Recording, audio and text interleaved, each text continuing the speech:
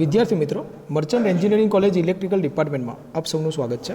આપણે વાત કરી રહ્યા છે મેથડ ઓફ લોડ ફોરકાસ્ટિંગ વિશે. ઓકે, અને આપણું ચેપ્ટર ચાલી રહ્યું છે PSSC chapter 5 load forecasting technique આપણી વાત ચાલી રહી છે. ઓકે, અને એમાં આપણે રિગ્રેશન એનાલિસિસ વિશે વાત કરી ચૂક્યા છીએ અને હવે એમાં વાત કરવી છે આપણે એનાલિસિસ ઓફ ધ ટાઈમ સિરીઝની. ઓકે, હવે આની અંદર analysis of the time series. હવે ટાઈમ સિરીઝ એટલે મેં તમને વાત કરી કે જે આપણો ભૂતકાળમાં પાસ્ટમાં જે બી લોડ ફ્લક્ચ્યુએશનનો ડેટા છે, લોડનો ડેટા છે, ઓલ ઓફ ધેટ. ઓકે, એને આપણે કોઈ મેથેમેટિકલ ઇક્વેશનમાં લાવવું છે કે ભાઈ આ લિનિયરલી વધી રહ્યું છે, એક્સપોન્શિયલી વધી રહ્યું છે, એસ કર્વમાં વધી રહ્યું છે, પેરાબોલિકમાં વધી રહ્યું છે, ગ્રમફોર્ડ્સમાં વધી રહ્યું છે, બધાની મેં વાત કરી. ઓકે, તો એ આપણે એને ટાઈમ સિરીઝ તરીકે લઈશું. હવે એની અંદર આ જે લેક્ચર છે ને આજે, એમાં તમારે બહુ બધા ફૂલ ફોર્મ યાદ રાખવા પડશે. ઓકે, અને મજા આવશે. તો જો time series method are based on the assumption that the data have an internal structure such as auto correlation trend or a seasonal variation. Okay, or a seasonal variation, અથવા તો તમે એને તમારા આપણા જે સિઝન હોય છે કે ભાઈ ઉનાળો છે, શિયાળો છે, ચોમાસું છે, એ પ્રમાણે કોઈ વેરિએશન હોય અથવા કોઈ વીકેન્ડ વેરિએશન હોય, તો એ બધી વસ્તુઓ ટાઈમ સિરીઝની અંદર એઝમ્પશનમાં આપણે લેવું પડે. તો ફરી વાર વાત કરીએ. The time series method are base on assumption that the data have internal structure. Internal સ્ટ્રક્ચરની અંદર જે ડેટા હોય કેવું કે ભાઈ ઓટો કોરિલેશન ટ્રેન્ડ, મીન્સ કે તમારો જે ટ્રેન્ડ છે, બેઝિક ટ્રેન્ડ કોને કહેવાય કે જે નોર્મલ આપણો બેઝિક લોડ હોય આપણા ગામનો, આપણા સિટીનો, એને બેઝિક ટ્રેન્ડ કહેવાય. એના પછી સિઝનલ વેરિએશન કેટલું આવે છે. ઓકે, બીજું time series forecasting method detect and explore such a structure. અને આ જે ટાઈમ સિરીઝ ફોરકાસ્ટિંગ મેથડ છે એ આ બધી વસ્તુ ડિટેક્ટ કરશે અને આના સ્ટ્રક્ચરને એક્સપ્લોર કરી શકશે. બીજું time series have been use for decade. હવે આ છે ને ઘણા ડિકેડ્સ એટલે કે ઘણા વર્ષોથી, ઘણા એટલે 10 યર્સથી ઇકોનોમિક્સમાં, ડિજિટલ સિગ્નલ પ્રોસેસિંગમાં આપણે વાપરીએ જ છે. અને એઝ વેલ એઝ આપણે ઇલેક્ટ્રિક લોડ ફોરકાસ્ટિંગની અંદર પણ ટાઈમ સિરીઝની વસ્તુ આપણે વાપરીએ છીએ.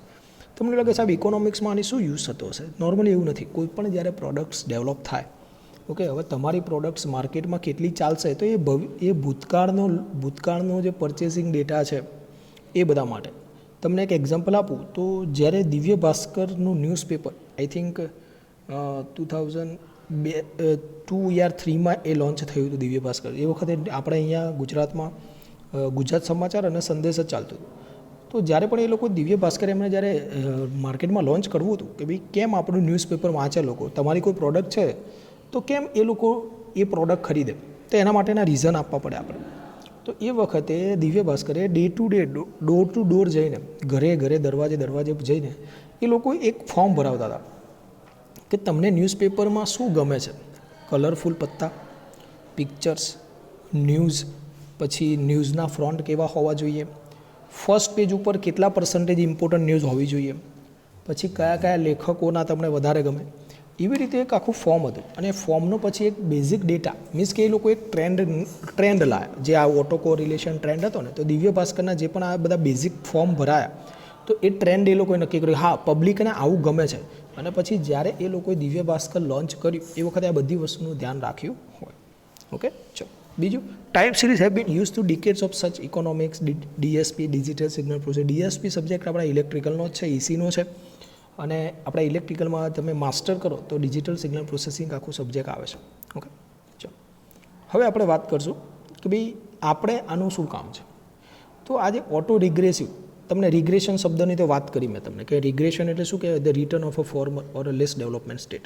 કે ભાઈ આપણા સ્ટેટની અંદર રિટર્ન આવે, એમાં પાછું ઓટો એટલે કે ઓટો આવે. અને એવી રીતે પર્ટિક્યુલર બહુ બધા મોડેલ્સ છે. તો જો ઇન પર્ટિક્યુલર ARM, તો કે ભાઈ ઓટો રિગ્રેસિવ મોડલ્સ.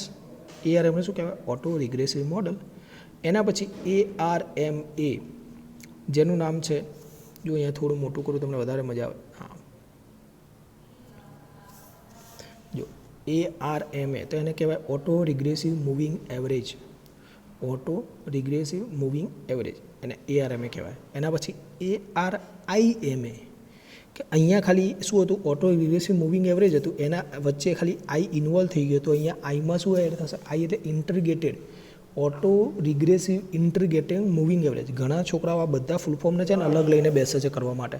અલગ લઈને બેટા બેસવાનું નથી, ઓનલી ને ઓનલી અલગ લઈને બેસવાનું નથી. ઓકે, તો ખાલી ઇન્ટિગ્રેટેડ વર્ડ અંદર એડ થયો છે. એના પછી છે એર મેક્સ, ARMAX. તો જો ઓટો રિગ્રેસિવ તો હતું જ, મૂવિંગ વર્ડ પણ હતો, ઓટો રિગ્રેસિવ, મૂવિંગ, એવરેજ, અને એક્સની જગ્યાએ આવશે એક્સોજીનિયસ વેરિયેબલ. શું છે? એક્સોજીનિયસ વેરિયેબલ.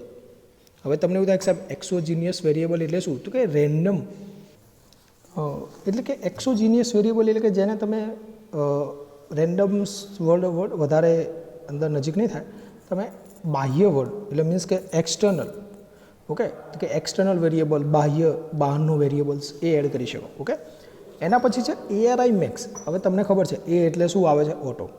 R એટલે રિગ્રેસિવ, I એટલે ઇન્ટિગ્રેટેડ, M એટલે મૂવિંગ, A એટલે એવરેજ, અને X એટલે એક્સ્ટ્રાજોનિયસ વેરિયેબલ. પતી ગયું. ઓકે, તો બસ આવા 5 વર્ડ છે, 5 વર્ડ યાદ એટલે બધા તમને ફૂલ ફોર્મ આવડી જશે. હવે આ છે શું? તો કે આ બધી આપણી આ લોડ ફોરકાસ્ટિંગ જે આપણી મેથડ ચાલી રહી છે એનાલિસિસ ઓફ ટાઈમ સિરીઝની, ઓકે, એની મેથડો છે. તો કે આ બધી જ most often use classical time series મેથડો છે.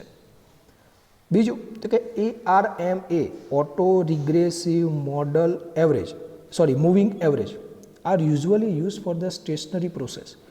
એને નોર્મલી આપણે સ્ટેશનરી પ્રોસેસ માટે વધુ યુઝ કરીએ છીએ. જ્યારે ARIMA નું ફૂલ ફોર્મ શું થાય ભાઈ?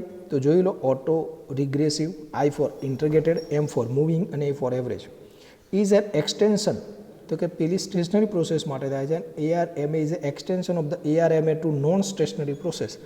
એટલે કે જે ARMA હતું એ સ્ટેશનરી માટે વપરાતું હતું, એમાંથી આપણે અપડેટ કર્યું અને ARIMA લાયા કે જેમાં આપણે નોન સ્ટેશનરી પ્રોસેસ માટે પણ તમે એને યુઝ કરી શકો છો, કારણ કે એમાં ઇન્ટિગ્રેટેડ અંદર એડ થઈ ગયું છે. ઓકે, ચલો બીજું, ARMA and ARIMA use the time and the load as the only input parameter. એની અંદર ઓનલી 2 જ પેરામીટર ઇનપુટ તરીકે લેવામાં આવે છે. ARMA અને ARIMAમાં કયા કે ભાઈ ટાઈમ અને લોડ, એને કેવી રીતે લેવાનું? અંદર ઇનપુટ તરીકે લેવાનું. બીજું, since the load generally depend on the weather and the time of the day. હવે લોડ કોના ઉપર ડિપેન્ડ કરે? કે ભાઈ તમારું વેધર કેવું છે એ પ્રમાણેનો તમારો લોડ હોય છે. કે ઉનાળો હોય તો તમે AC યુઝ કરો છો, શિયાળો હોય તો તમે હીટર યુઝ કરો છો. ઓકે, બીજું ટાઈમ ઓફ ધ ડે, દિવસ એટલે કે ભાઈ કયો ટાઈમ ચાલી રહ્યો છે. રાતે તો લોડ રાત હશે તો એમાં તમારો લાઇટ લોડ નહીં યુઝ થતો હોય. ઓકે, એવી રીતે બપોર હશે તો AC યુઝ થતું હશે, તો એ રીતે લોડ ડિપેન્ડ્સ કરે.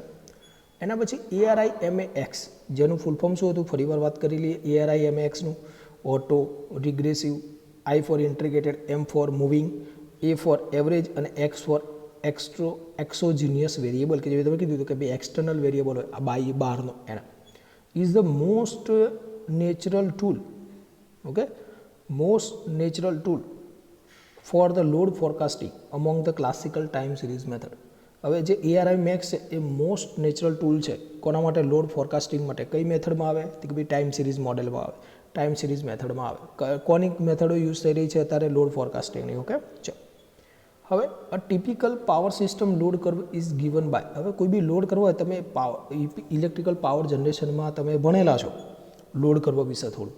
ઓકે, તો એ જ વસ્તુ અહીંયા તમે લઈ શકો છો. ભાઈ the typical power system load કરો તો એ કેવી રીતે? તો કે T into C into S into I. તમે કહો સાહેબ આ બધું શું છે? તો જો, તો કે T એટલે લોંગ ટર્મ ટ્રેડ, એને ઇન્વોલ્વ કરતો. ઓકે, લેવો પડે લોડ કેલ્ક્યુલેશનમાં, લોડ કરવાની અંદર. બીજું તો કે ભાઈ કોઈ સાયકલિક લોડ ટ્રેન્ડ બદલાય છે એને પણ લેવો પડે. સિઝનલ ટ્રેન્ડ છે એને પણ લેવો પડે. અને કોઈ રેન્ડમ મૂવમેન્ટ હોય અથવા તો તમે એને ઇરેગ્યુલર મૂવમેન્ટ કહી શકો, એ પણ લેવો પડે. તો T multiply C multiply S into multiply I. Okay, એની પ્રમાણે મારો આખો લોડ કરવો બની જાય. ટિપિકલ પાવર સિસ્ટમ લોડ કરવો I is equal to T into C into S into I. The regular movement component is due to the temperature effect. હવે આ જે ઇરેગ્યુલર જે મૂવમેન્ટ છે એ કોના પર ડિપેન્ડ કરે છે? કે ભાઈ ટેમ્પરેચર ઇફેક્ટ્સના ઉપર ડિપેન્ડ કરે છે મેજરલી જોઈએ તો. બીજું, a reasonable correlation between the demand and the temperature has been found in the many power system. હવે આ જે ડિમાન્ડ છે અને ટેમ્પરેચર છે એ બંને વચ્ચેનું કોરિલેશન તમે પાવર સિસ્ટમમાં ફાઇન્ડ કરી શકો છો. બીજું, ઘણી વખતે જે અહીંયા આપણને મલ્ટિપ્લિકેશનનો રિલેશન હતો, જો અહીંયા બતાવો, ઘણી વખતે અહીંયા આપણે શું કર્યું હતું, બધાનું મલ્ટિપ્લિકેશન કર્યું, 2t into C into S into I. એ જ રિલેશન અમુક વખતે ટાઈમ સિરીઝમાં પ્લસનું પણ હોય છે. તો જો some time series can be given by T plus C plus S plus I. Okay, એવી રીતે પણ રિલેશન ઘણી વખતે હોય છે સમ ટાઈમ સિરીઝનું. બરોબર મિત્રો, ચલો તો આજના લેક્ચરમાં આપણે અહીંયા સુધી રાખશું. Analysis of the time series વિશે વાત કરીએ આપણે આજના લેક્ચરમાં. ઓકે, નેક્સ્ટ લેક્ચરમાં આ જે ટાઈમ સિરીઝ આપણે ટાઈમ સિરીઝ એનાલિસિસની જે વાત છે એના મોડેલ્સ વિશે થોડી વાતચીત કરીશું. Okay, thank you.